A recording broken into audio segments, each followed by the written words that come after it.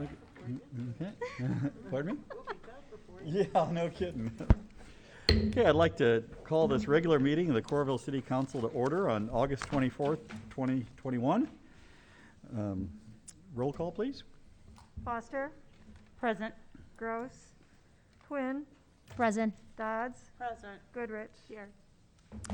All council members except Gross are present, and as far as we know, we expect him any minute. The mayor's here, city clerk, city administrator, city attorney, and several staff members are in the audience. I would entertain a motion to approve the agenda. There he is. Here comes Councilor Gross now. So move. Okay, moved by Second. Nguyen, seconded by Goodrich.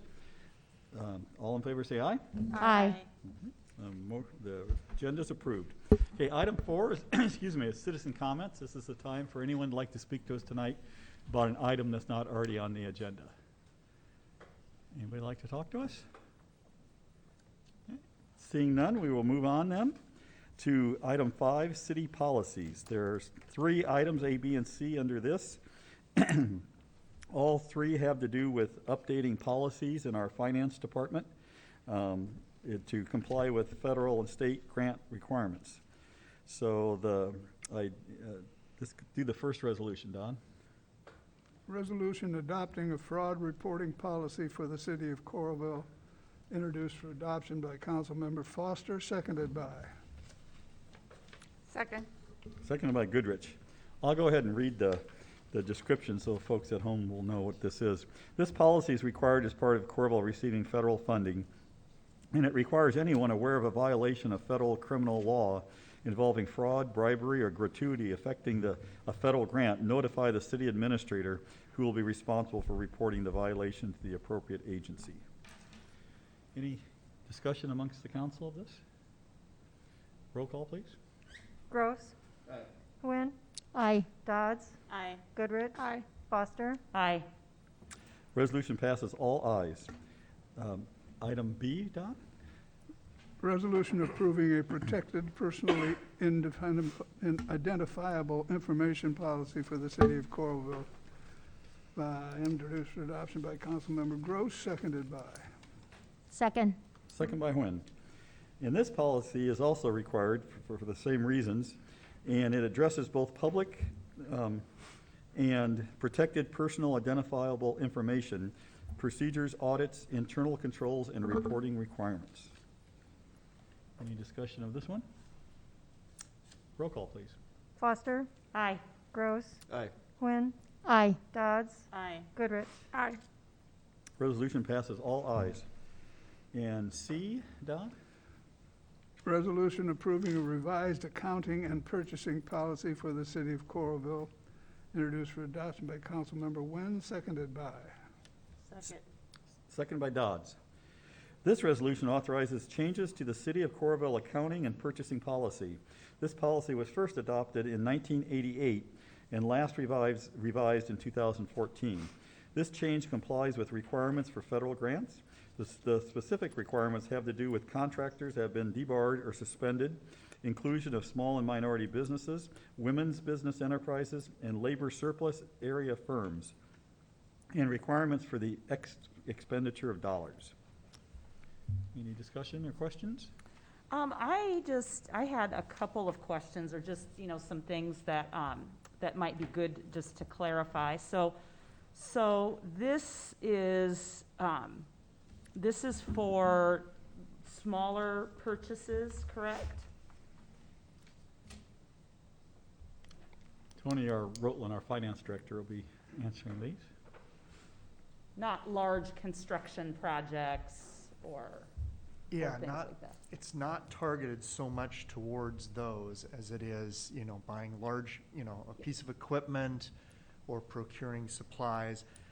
Most of the larger construction projects of either horizontal or vertical infrastructure involve bidding. And while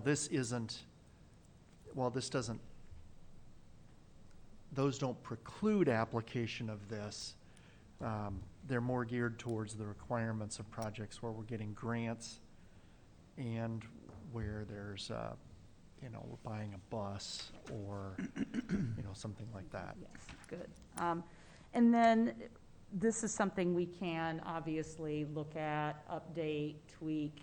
I see that the last update was in 2014, but this is something that we look at more, we can obviously look at more frequently and make changes and adjustments as needed. We can amend this at any time Perfect. that it's necessary. Awesome. Thank you. Thank you, Tony.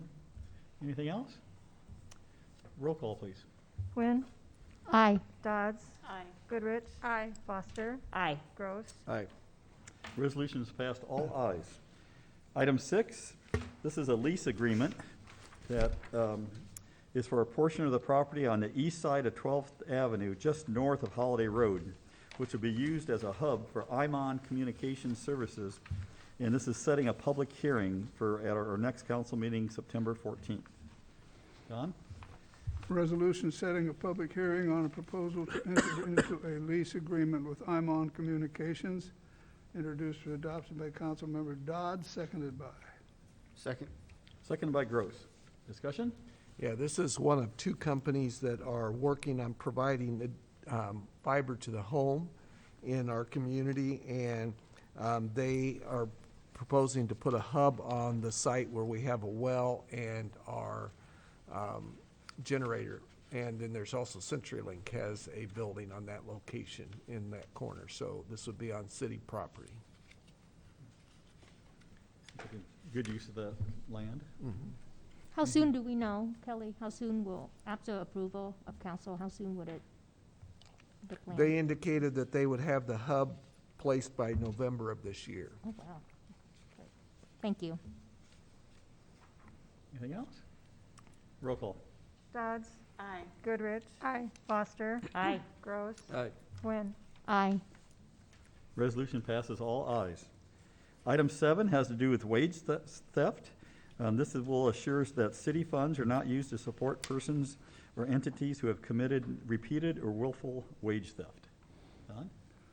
Resolution disqualifying persons or entities that have admitted guilt or have been adjudicated liable for committing a repeated or willful violation of the Iowa Wage Payment Collection Law, the Iowa Minimum Wage Act, the Federal Fair Labor Standards Act, or other comparable laws or regulations from entering into contracts with the city or receiving discretionary economic development assistance from the city, is introduced and adopted by Councilmember Goodrich, seconded by.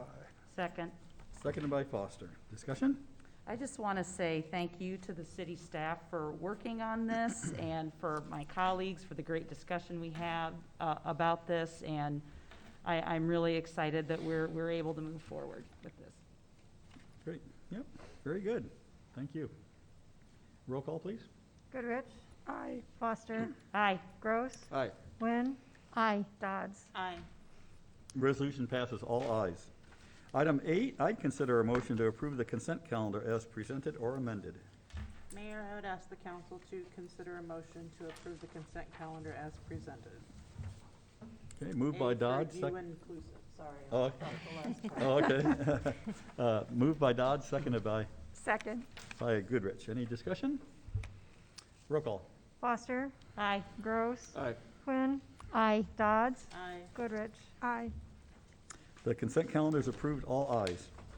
Item 9 is the city administrator's report. Yeah, just a couple of quick items. First, I'd like to introduce Seth Cheney. He is a scout with BSA Troop 207 here in Coralville, and he's working on the communications and citizenship merit badges, and he's a West High student. So just welcome him here tonight. Welcome. You're witnessing perhaps the fastest meeting this year. That was a good choice, Seth. Very Yeah. smart. Well played. We taught him well. And then also this week, we actually had received our first contribution to our our utility assistance program. And I'll just ask Ellen to explain how other people can be involved and thank the first person that contributed. Yeah, I would like to thank, I didn't have a chance to tell Kelly, but we have 2 donations that came in this afternoon to the fund, and we would like to thank those people who have already been so generous. And this is a new fund that the funds will stay in Coralville, and people can donate to help people keep their water on, basically. So it helps them pay their utility bills. And as funds are available, the United Way of Johnson and Washington counties will distribute the funds and also provide any additional referrals they can to help people who need help with their bills. And if you want to donate, you can, if you get a paper utility bill, there's information on there that started in July with the July bills. Or you can go online to coralville.org, and there's a news article there that will take you to it. Or you can just drop off money here in City Hall or in the drop box in the parking lot and just mark it accordingly. So we tried to make it as easy as we could, and we appreciate those people who have donated. That's it. Okay, Kelly, thank you. Mayor's report. I just have a few quick items as well. This is our first meeting since we had the really successful and very fun Fifth Street Social about 10 days ago or so on a Saturday night, and just want to thank the volunteers that made that possible and the city staff that always puts in extra time to make sure these festivals of ours come off without a hitch. And I think everyone enjoyed it. Great bands, lots of good dancing. It was a really fun night. It was a beautiful night to have it. So kudos to all who made that possible. As I try and do when I see them come to my attention, is to acknowledge unfortunate passings of key Coralville residents that have been a part of this community for so long or played a role in its development. And Dr. Phil McLaughlin died about a week ago now. And Dr. McLaughlin was one of the early doctors in Coralville, at least in my era. I mean, I'm sure there were doctors before me, but I can remember when I first came to Coralville, he had his clinic there on 10th Avenue and with Dr. Skogstad, and his obituary talked about how he was one of the last doctors in Johnson County to make house calls. And I think the obit said he used to charge $3 for those house calls or something like that.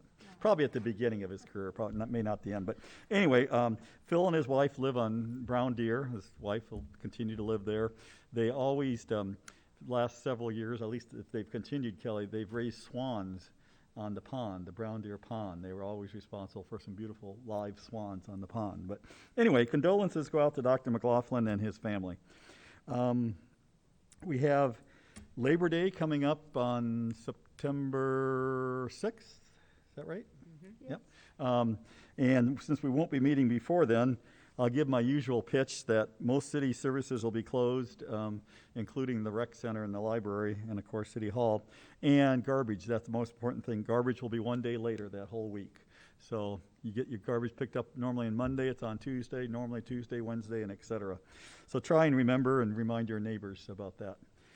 And lastly is just something that, of course, is on all our minds, and that's the continued battle against the COVID variant. Obviously, we're all masked up, and not only is that a good practice, but that's a policy that was put in place, again, a couple weeks ago, roughly 2 or 3 weeks ago, in all city buildings, that people must mask up in any city facility, and that's for the safety of our employees and just a good practice for anyone visiting our buildings. Unfortunately, that's really the only sliver of mandate that the governor and the legislature has allowed us to implement. So, but the message is clear. Just use good sense, good practice, especially when you're indoors, mask up. Outdoors, if you feel more comfortable, it sure doesn't hurt and can only help. And most importantly, get vaccinated.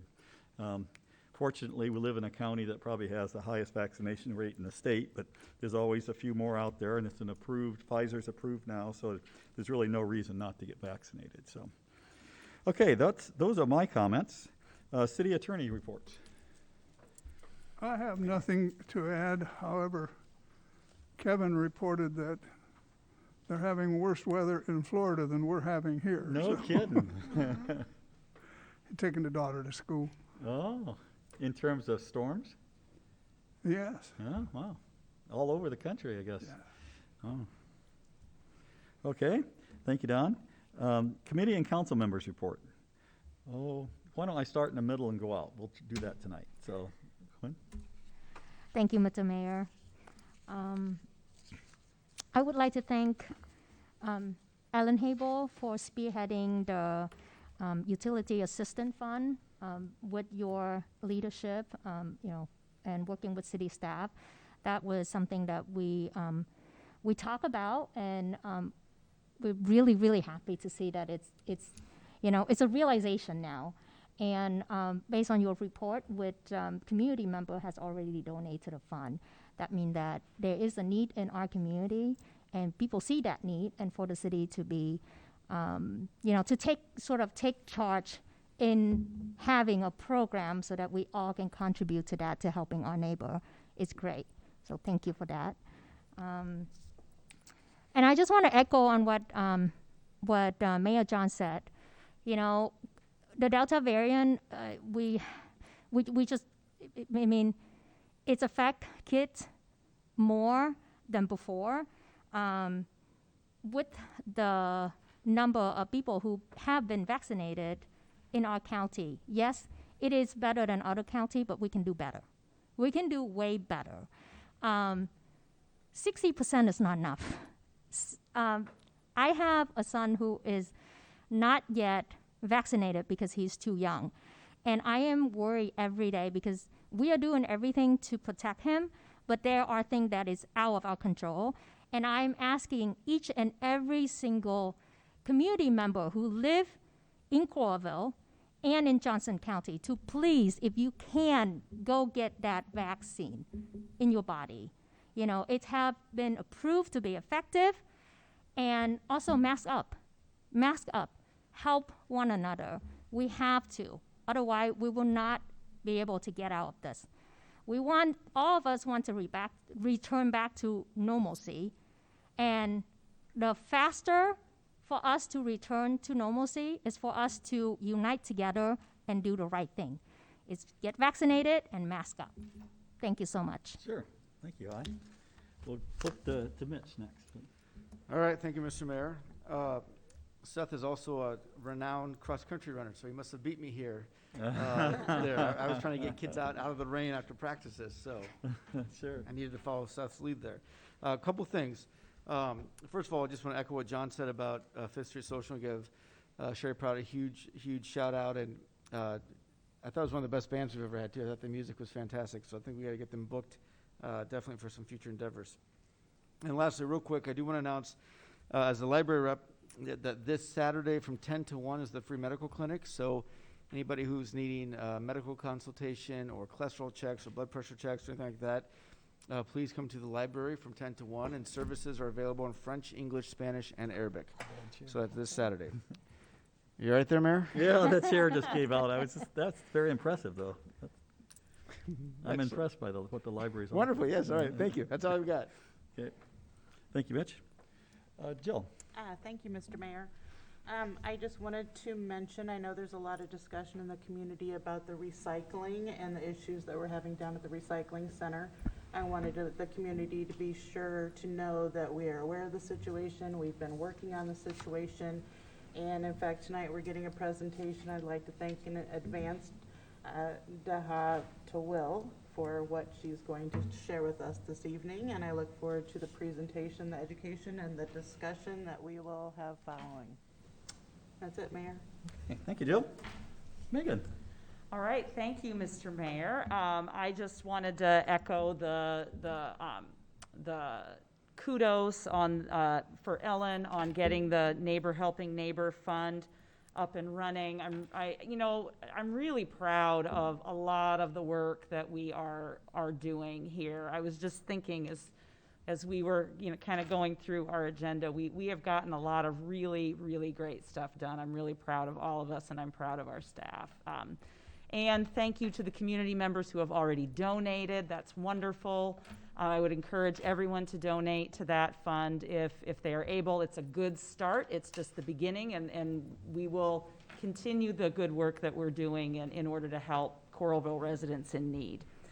I also wanted to mention that the Latino Fest is this Saturday. It is downtown Iowa City. Should be another really fun and wonderful community event. I wanted to also talk about our census numbers. So really exciting to see that our community is growing. Johnson County is is one of the fastest growing areas in the state.